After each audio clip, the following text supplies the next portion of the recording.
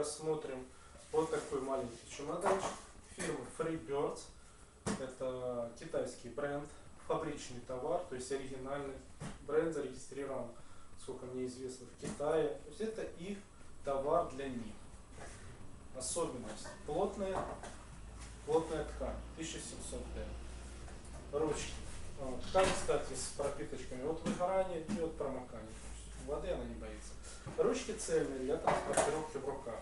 Цельная, значит, идет не кусочком, а вот целым, как полчемодана, продолжением идет ткань.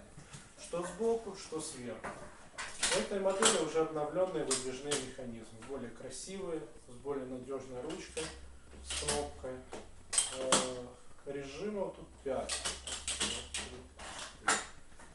До 5 режимов. Кодовый замок. Есть кодовый замок, встроенный сбоку. Можно согнать 2 бегунка и замкнуть. Можно навесной повесить.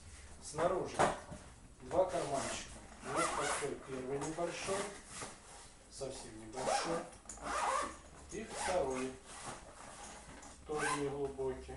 И еще третий есть, совсем маленький. Увеличение, конечно же, обязательно увеличение объема.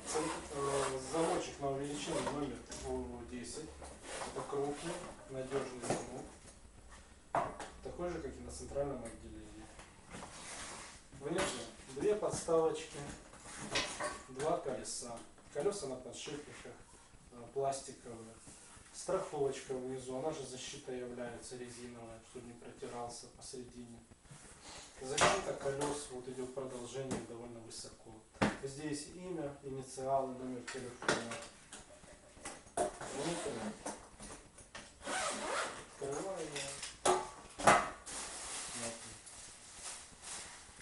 Внутри, в этих моделях сразу же встречают вот такой карман под ноутбук.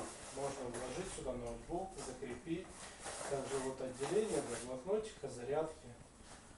Подкладка, очень плотная подкладка. Для ноутбуков тут она еще с уплотнителем идет, помимо основного уплотнителя.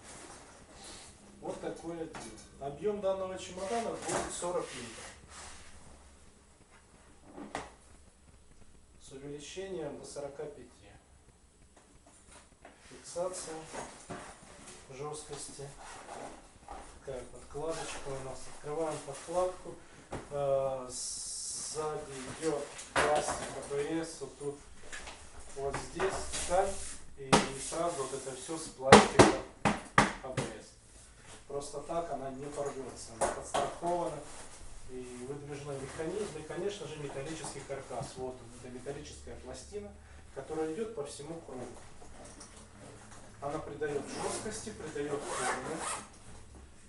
И плюс к ней крепятся вот эти ручки. С одной стороны вот такие подставки, чтобы можно было ставить раздел на асфальт. Или же вот в таком положении его транспортировать. На этом все. Спасибо. До свидания.